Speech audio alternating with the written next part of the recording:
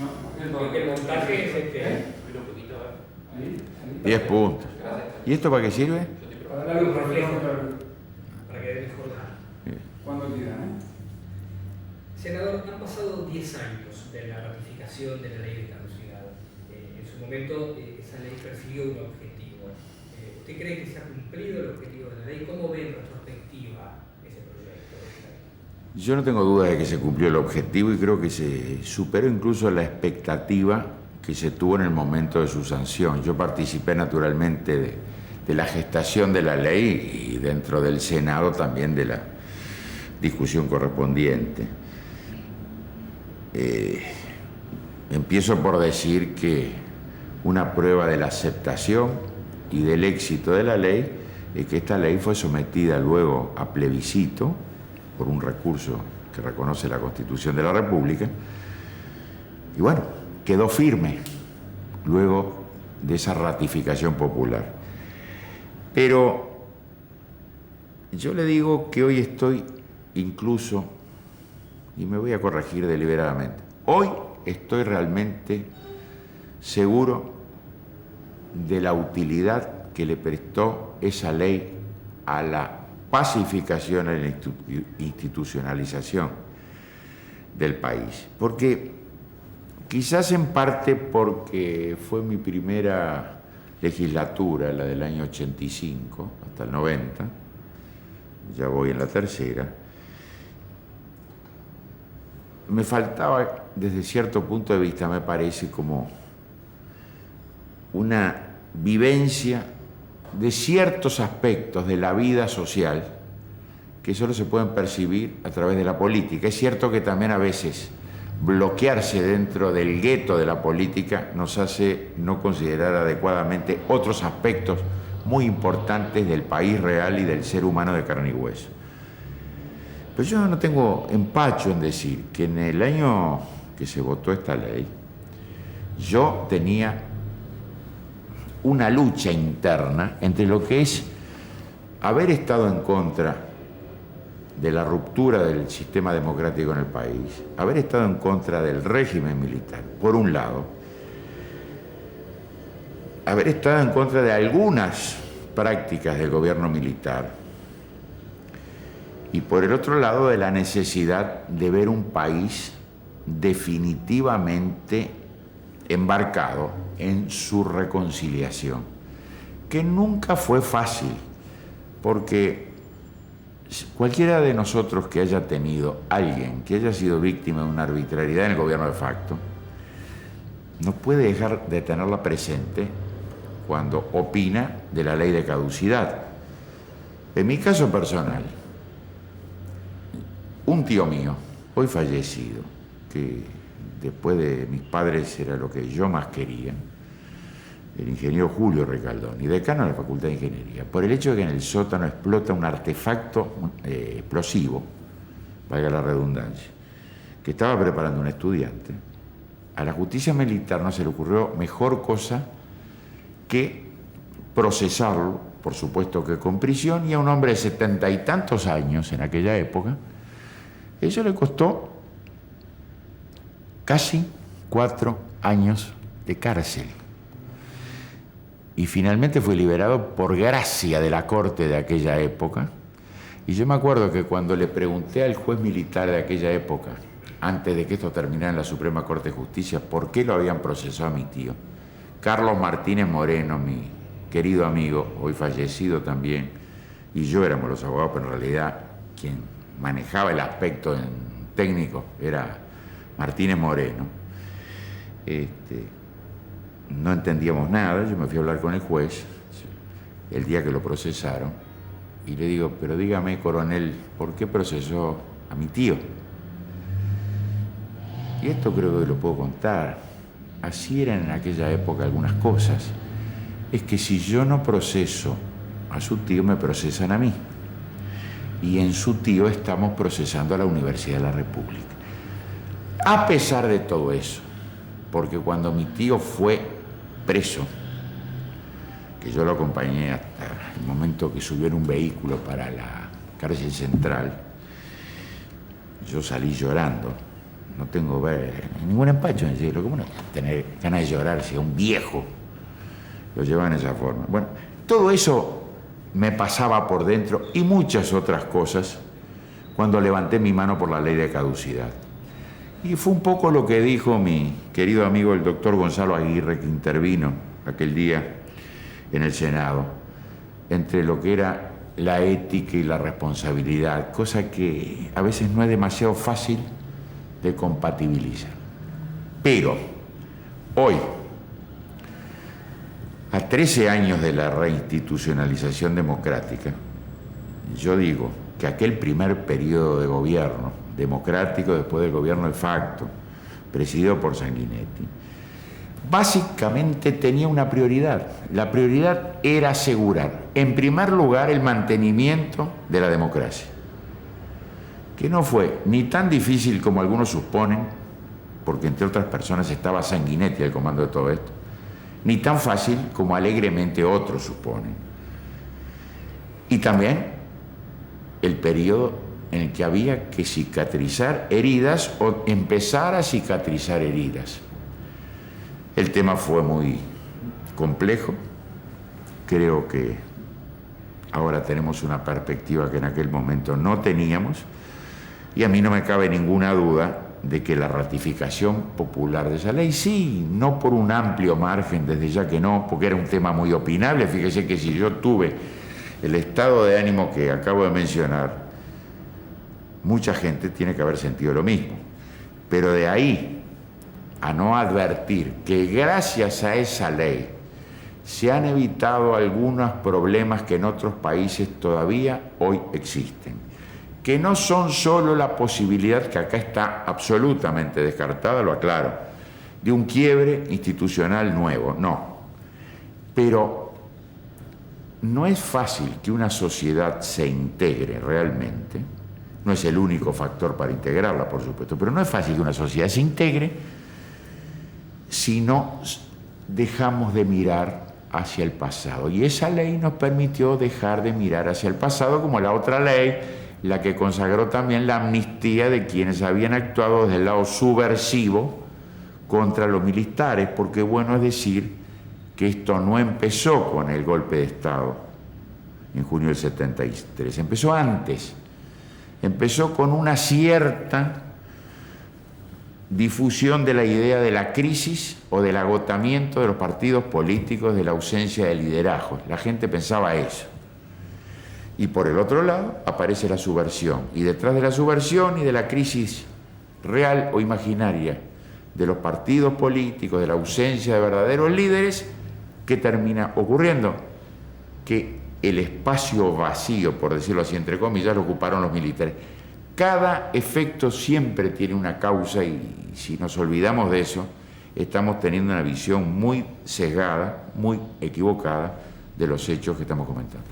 Senador, la ley incluía un artículo, el artículo 4, que ha generado polémicas, básicamente porque no se ha cumplido en cuanto a su cometido de investigar algunas situaciones de los niños desaparecidos fundamentalmente.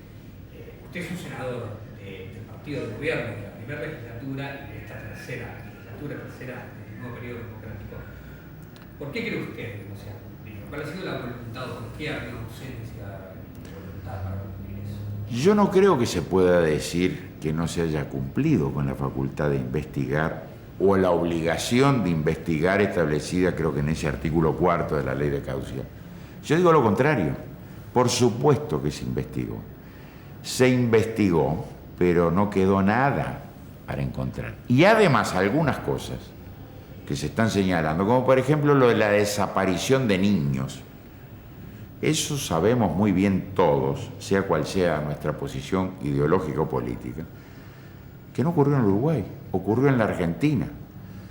Otras cosas que sí, evidentemente, ocurrieron en el Uruguay, no hay manera en este momento de investigarlas. Eso es muy doloroso. Yo me pongo perfectamente en la posición de un familiar de alguien que no se sabe si murió o no murió, que segura o casi seguramente sí murió, pero no se sabe cómo murió, ni dónde está su cuerpo. Todo eso sí es cierto, pero no se encontraron las pruebas.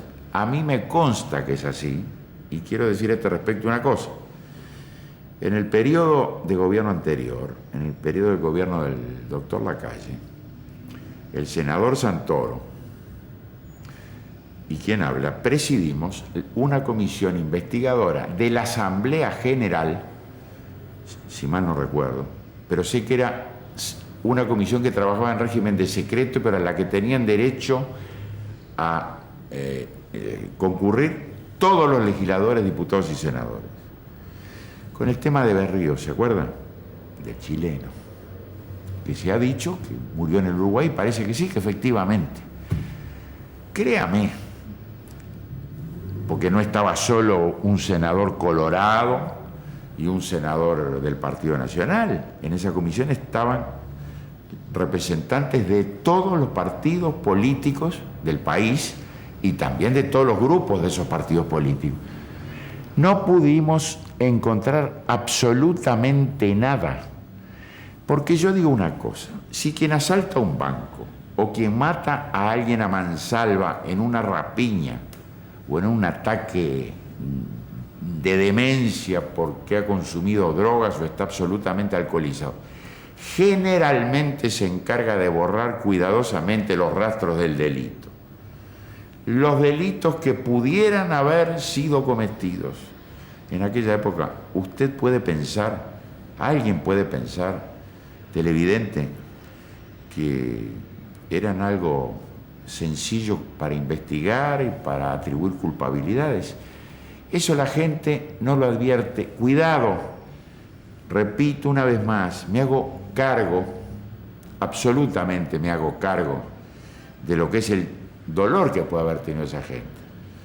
Pero también me hago cargo de una imposibilidad de cumplir lo que se pidió en la ley.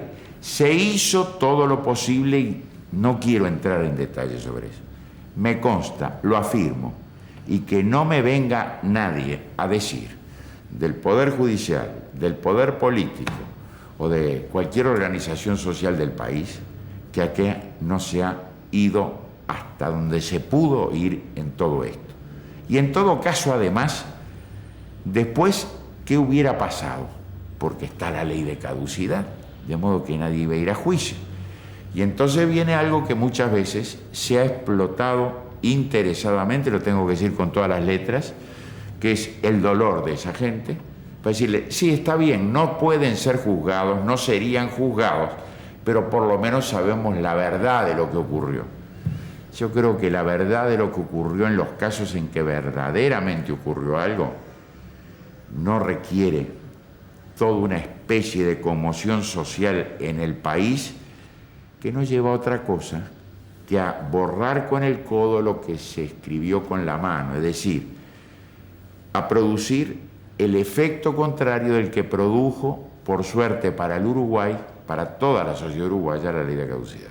Sin embargo, han habido esbozos de parte de algunos militares que intentaron, a través de medios de prensa o a través de libros, dar detalles de las situaciones que ocurrieron, en las cuales desapareció gente o fueron asesinados dirigentes políticos. ¿Por qué cree que no se ha avanzado sobre ese tema? No se avanza porque no se puede avanzar por los militares o porque no se puede avanzar porque no hay posibilidad de llegar a la información.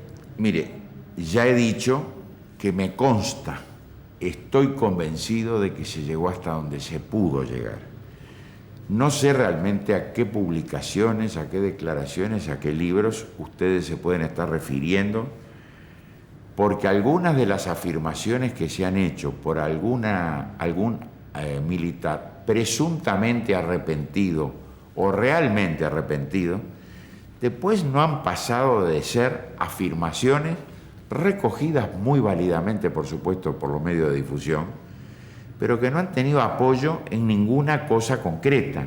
Y repito, esto es lo mismo que ocurre todos o casi todos los días con la crónica policial. Por supuesto, el tema de la crónica policial no es igual a este tema donde estarían involucrados o están involucrados claramente los derechos humanos, por supuesto. Pero ¿cuántas veces en estos días, por ejemplo, resulta que 4 individuos dedicados al proxenetismo y a la comercialización de drogas se agarran a balazos con la policía. Se llevan al juez y el juez los libera. La primera reacción de cualquiera de nosotros es de indignación, decir, la justicia realmente no sirve para nada. Pero uno que tiene una formación jurídica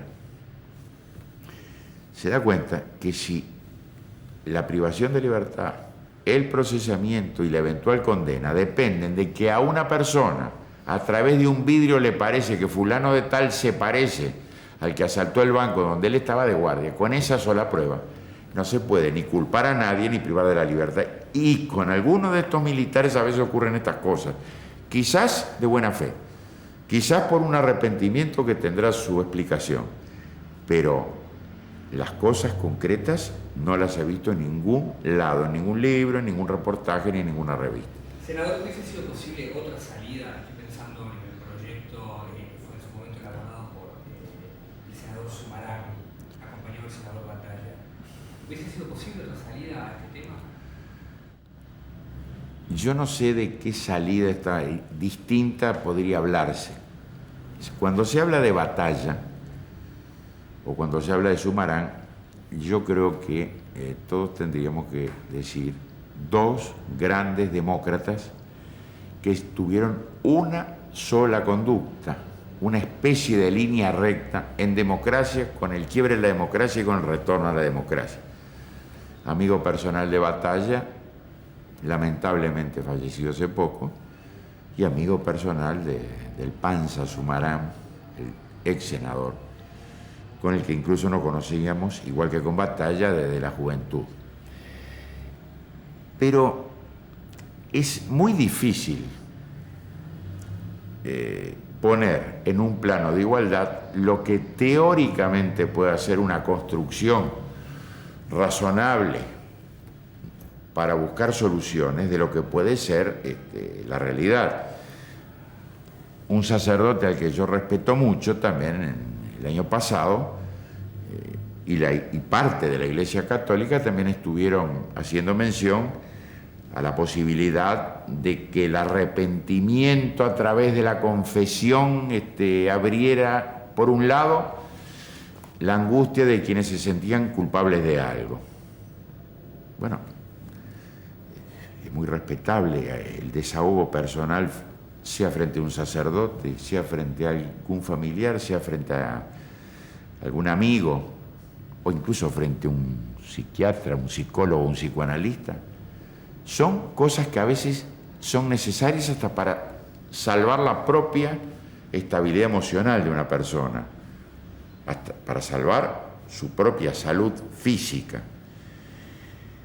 Pero todas esas ideas que se han manejado, no he percibido por lado alguno que tuvieran mayor receptividad, más allá de algo que siempre nos seduce, que es buscar formas oblicuas, indirectas, para llegar a aquellas soluciones que por la línea recta no se pueden obtener. Eso, yo qué sé, lo hacemos desde chicos, ¿verdad? Porque no es por minimizar este enorme tema que estamos hablando, pero cuando una criatura quiere algo, sabemos perfectamente cómo se ingenia. Lo hacíamos también nosotros en una época que los niños éramos mucho menos maduros que ahora. Bueno, por un lado, por el otro, con el padre, con la madre o con la maestra. Y cuando uno llega adulto, consciente o inconscientemente uno trata de hacer lo mismo. Y eso a veces nos hace perder de vista que el bien moral esencial a proteger, lo vuelvo a repetir, yo comprendo que para cierta gente es más difícil de entender que para otra, es la pacificación definitiva del país y que no se puede estar permanentemente retornando a la revisión de un tema que no solo fue ley de la República, sino que también fue refrendado, repito, por la ciudadanía sufragando en un plebiscito. Sin una solución definitiva, pensando en el tema de los desaparecidos, ¿usted no teme que el tema siga reapareciendo permanentemente en la sociedad? Yo digo que es prácticamente seguro que este tema, más que reapareciendo en la sociedad, va a seguir estando permanentemente entre los allegados y familiares de esa persona. De eso no hay duda. En otros casos, el ser humano es así. Llamar la atención, buscar un rédito político, no sé. Sacar para afuera como forma de pequeña revancha de frustraciones de otro tipo. Este tema de tanto en tanto se va a ver, cada vez con menos frecuencia. Y además de ser cada vez con menos frecuencia, como otro tipo de movilizaciones que de tanto en tanto se ven en el país, con menos apoyo de la gente, ¿verdad? Porque si yo comparo lo que eran las movilizaciones del año 85, a partir del 15 de febrero cuando entré al Senado, por primera vez, hasta el día de hoy, en cierto tipo de temas, evidentemente ya la opinión pública del país está actuando de otra manera, con una mucho mayor indiferencia, fruto de que se entiende que no se puede seguir manejando y que se me perdone la expresión, muchas veces explotando el, repito, legítimo dolor de muchas personas. Muchas gracias. Perfecto.